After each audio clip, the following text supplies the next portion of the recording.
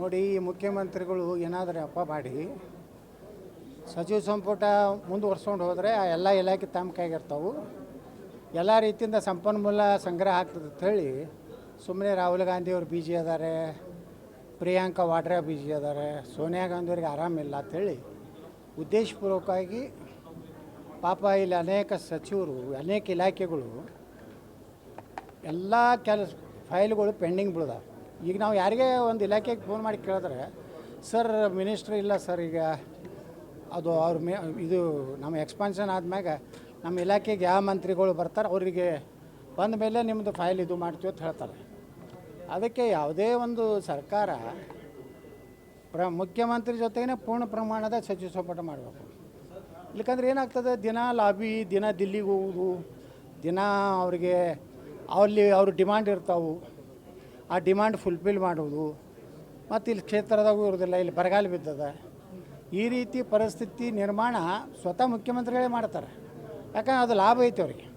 ಎಲ್ಲ ಇಲಾಖೆ ಅವ್ರ ಕೈಗಿರ್ತಾವೆ. ಏನು ಸಂಪನ್ಮೂಲ ಅವ್ರಿಗೆ ಬರಬೇಕಾಗಿತ್ತು ಎಲ್ಲ ಸಂಪನ್ಮೂಲ ಹೊಡ್ಕೋತ ರಾಹುಲ್ ಗಾಂಧಿ ಜೈ ಅನ್ಕೋತ ಹೋಗಿ ಹೇಳ್ತಾರೆ. ಅದಕ್ಕೆ ಅದು ಏನೂ ಸಂಬಂಧ ಇಲ್ಲ. ನೀವು ಮುಖ್ಯಮಂತ್ರಿ ಪ್ರಮಾಣದ ದಿವಸನೇ ಎಲ್ಲನೂ ಸಚಿವ ಸಂಪುಟ ಮಾಡಿಬಿಡ್ಬೇಕಾಯ್ತು ಪೂರ್ಣ ಪ್ರಮಾಣದ. ಒಂದು ಅಥವಾ ಎರಡು ಏನೋ ಖಾಲಿ ಇಡ್ತಾರೆ ಯಾವಾಗಲೂ, ಬಿಟ್ಟು ಇಲ್ಲಿತನ ಅಂದರೆ ದುರ್ದೈವ, ಅದೇ ದುರ್ದೈವ. ರಾಜ್ಯದಲ್ಲಿ ಬರ ಇದೆ, ಕೃಷಿ ಸಚಿವರಿಲ್ಲ.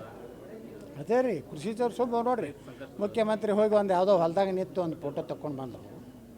ಅದು ಪರಿಹಾರ ಸಿಗುವುದಿಲ್ಲ. ಬರೀ ಒಂದು ಫೋಟೋ ತೆಗೋದ್ರಿಂದ ಪರಿಹಾರ ಸಿಗ್ತಿತ್ತಂದ್ರೆ ಅಲ್ಲಿಂದ ಎಲ್ಲ ಜಿಲ್ಲಾಧಿಕಾರಿಗಳಿಗೆ ಅವ್ರಿಗೆ ಬರಗಾಲ ಅಧ್ಯಯನ ಮಾಡತ್ತಾರ. ಅವ್ರು ನೋಡಿರಿ, ಅವ್ರು ಕೇಂದ್ರದ ತಂಡ ಬರಬೇಕು, ಆಯಾ ಇಲಾಖೆ ಸಚಿವರು ಇರಬೇಕು, ಅದಕ್ಕೆ ಸಂಬಂಧಪಟ್ಟಂಥ ಪ್ರಿನ್ಸಿಪಲ್ ಸೆಕ್ರೆಟರಿ ಇರಬೇಕು. ಅಂದ್ರೆ ಒಂದು ಆಡಳಿತ ಅನ್ನೋದು ಇರ್ತದೆ. ಇವತ್ತು ಆಡಳಿತ ಒಂದೇ ಕಡೆ ಕೇಂದ್ರೀಕೃತ ಆಗಿದೆ. ಅದು ಆಡಳಿತ ಅಂದರೆ ಡಿ ಕೆ ಶಿವಕುಮಾರ್ ಆಡಳಿತ ಹಂಗಾಗಿದೆ. ಅಷ್ಟೇ ಸಹಜ ರೀ. ಹಿಂದೂ ಕೆಲವೊಂದು ಮುಖ್ಯಮಂತ್ರಿಗಳು ನೆಪ ಮಾಡಿಕೊಂಡು ಇವರು ಹೊರಟ್ಟಿ ಸಾಹೇಬ್ರು ತೋರಿ. ನ್ಯೂಸ್ ಫಸ್ಟ್ ನಿರ್ಭೀತಿಯಿಂದ ನಿಮ್ಮ ಪರವಾಗಿ.